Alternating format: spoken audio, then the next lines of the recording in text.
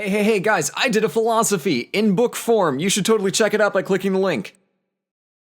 Hey Red, can I talk about Rome again? What? It's been like 6 months, and I've been so responsible. You're the history guy. Do whatever you want, man. Yes! Imperium junkies. The Roman Empire. Established by the eternally baby-faced Augustus, Rome dominated the Mediterranean and beyond for several centuries, laying much of the groundwork for European history to follow. As my past few videos on the subject have demonstrated, Rome is a dense topic, and I'm going to try my best here to be concise, so if you're unsatisfied with my two-parter on this most glorious empire, I'll direct you to some further reading.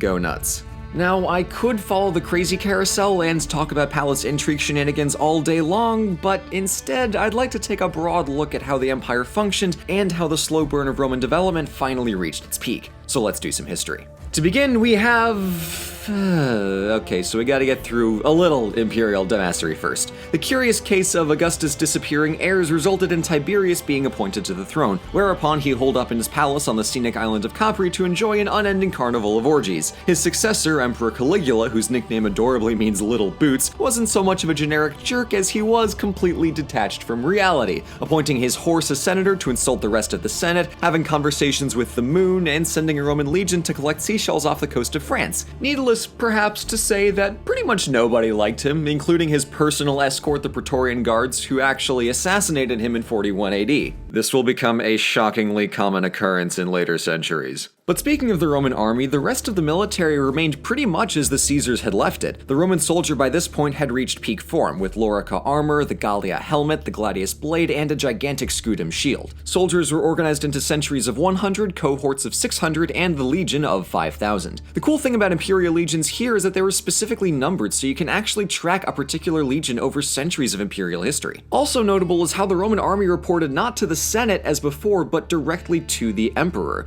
This, for now, significantly decreased the threat of mutiny or revolt, which you may remember was a really big problem in the last century. Nowadays, though, the empire was strong and Roman territory was secured by a constant projection of power beyond Rome's borders. Speaking of territory, let's talk the Mediterranean, which the Romans called Mare Nostrum. The low cost and high speed of transportation kept the empire running smoothly. In port cities like Ostia, markets had stalls dedicated specifically to goods from far-off provinces because the empire was so interconnected. From there, Rome's unprecedented road network helped move items and people all over. The roads were self-draining, resistant to freezing, and required no maintenance because that's how Romans do. This map is honestly one of the single most beautiful sights that I've ever laid eyes on, and my girlfriend Cyan is really pretty. And it doesn't stop there, because lest we forget, the Romans were engineering monsters.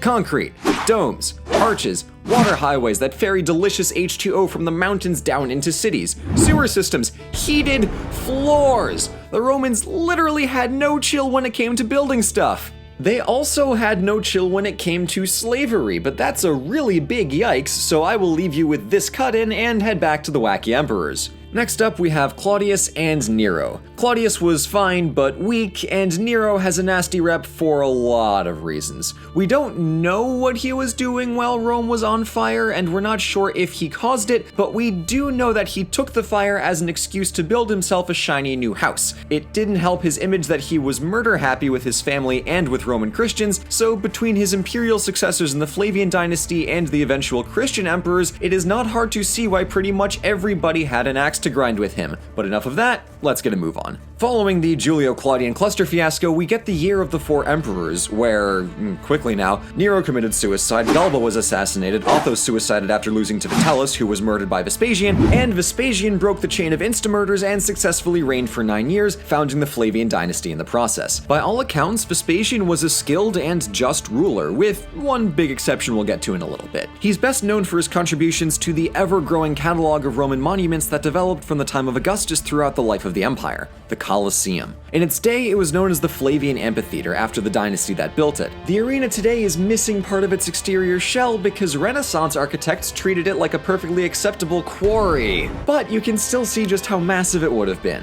Beyond sheer scale, it played host to the classic gladiatorial matches as well as multiple exotic animals from Africa and the East. If the danger zoo isn't extreme enough, the Roman theater doubled as a naumachia, which is like a gladiator fight, but with entire navies. They'd fill those suckers with water, chuck some triremes in there, and watch the sparks fly. For the record, I expect Lin-Manuel Miranda's next musical to include nothing short of a total recreation of the Battle of the Chesapeake. Get on it, Lin. If anyone can do it, it's you, buddy. On the subject of Colosseum fights, we should mention the classic Roman pastime of throwing Christians at lions. This was an extreme display of persecution that constituted standard practice for the first 2 centuries of the empire. We'll see how Roman Christianity develops in the next video, but for now, suffice to say that it was not fun being an early Christian, as refusing to respect the Roman gods was considered an insult against the entire empire, and dealt with accordingly. Back to the big picture, let's jump northwest to Britain, where the empire had a foothold but wasn't able to make much progress since Caesar's expeditions a century earlier. It was late during Vespasian's reign that Agricola, the governor and general of Roman Britain, got going and glommed much of the island. He then helped establish the city of Londinium on the banks of the Thamesis River. Early London was by no means a big city in the Roman world, but it does show us how fast Rome could just plop down roots and establish a city in new land out of what seems like thin air. And while the city of Rome itself looks like an urban planner's nightmare, all of their later editions demonstrate urban planning so good it's honestly insulting to the rest of us. Now you may be wondering why this one tiny corner of the empire is surprisingly well documented, and there's one key reason for that. Agricola's son-in-law was the historian Tacitus. His account of Britain gives us a pretty clear insight into how the Romans viewed conquered peoples. Rome wouldn't treat them with any great warmth, but they had an interest in keeping things running smoothly. Some territories were made into client kingdoms to preserve their local order while maintaining Roman authority overall. Usually the big cultural imports came as cities, language, dress, and perhaps most crucially, religion. The Romans, having more or less copy-pasted their entire pantheon, had no trouble seeing opportunities for crossover between cultures and doing DBZ fusions on similar deities. Famously, the Roman goddess Minerva was syncretized with the Celtic goddess Sulis to make Sulis Minerva. This is not how Rome treated Judaism. For one, Judaism is practiced inside a temple with closed doors, while most Roman religion was open air. Most Romans thought that nothing good came of closed doors, so it seems that fears of Jewish conspiracies to take over the world go really far back. It also didn't help that Rome and Judea had an adversarial relationship since pretty much day one. After a really bloody conquest by Pompey, a string of notoriously oppressive governors tightened the screws on Judea until a revolt broke out in 66 AD,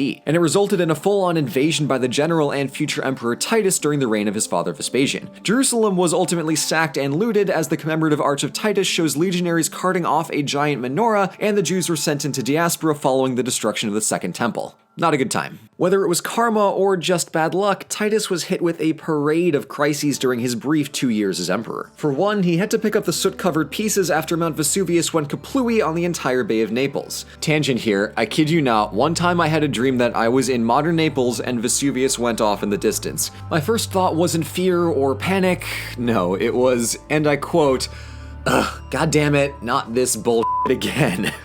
That's classic blue for ya. Anyway, aside from the obvious loss of nearly 8 cities and several thousand lives, an eruption like this should have decimated the empire's food supply, as volcanic eruptions often lead to harsh famines. Luckily, Augustus came in clutch a century earlier because Egypt was the other breadbasket of the Mediterranean, and they were able to easily absorb the shock of Italy's drought and keep the empire from starving. The next emperor was a jerk and got assassinated by his advisors, and the usurper Nerva died a year later of natural causes, but he appointed Trajan as his successor, and this is where things really start getting shiny. Trajan was a military master and pushed Roman territory to its fullest extent, throwing up a column to commemorate how dope he is. He also funded a lot of public works, which is a very pleasant running theme for this century. Any loser can spend money on their own palaces, but only a real G gives that stuff back to their people. Following Trajan, Emperor Hadrian consolidated imperial territory and built 2 walls in Britannia and Germania. It's around this century that Germanic invasions became a regular pain in the imperial butt, and in my my mind, Hadrian's fortifications weren't so much to keep invaders out as to stop Rome from overextending itself. Following Hadrian, the grand strategy shifted from conquer everything and project power outwards to, hey, maybe we should just try to work with what we have now, and that policy of restraint worked rather well. The Pax Romana was in full swing through the 2nd century. Not so much peace for Britain and Germany and Judea, but peace for Rome, and that's what the Romans cared about. Next up, an often ignored emperor is Antoninus Pius, whose reign is remarkable precisely because it's unremarkable, being so peaceful and quiet and nice and all.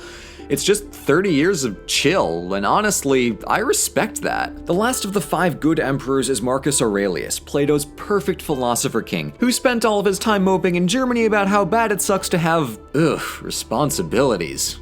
Gross. Stoicism, the philosophy of calm self-reliance in the face of frustrations and difficulties, had been on the rise since Seneca popularized it as a coping mechanism for crazy emperors threatening to kill you, and Marky Mark loved it. From there, his son Commodus became emperor and made a mess of the place, fighting gladiatorial games and doing your typical tyranny, but we'll save the unavoidable slow-motion train wreck that is the fall of Rome for next time. So, when it comes to the Roman Empire, the historian Edward Gibbon claims that the 2nd century is, without hesitation, the best period in human history. I'm not sure how to feel about that claim. I feel like it's way too subjective of a preference, and also some parts of the empire major sucked. But I will say that as far as the average Roman is concerned, there wasn't a better time to inhabit beautiful cities, to enjoy brilliant engineering, to prosper from expansive trade, and to live in a secure empire. It certainly wasn't the best, but it was Roman civilization at its best. And honestly, sometimes doing our best is all we should ask.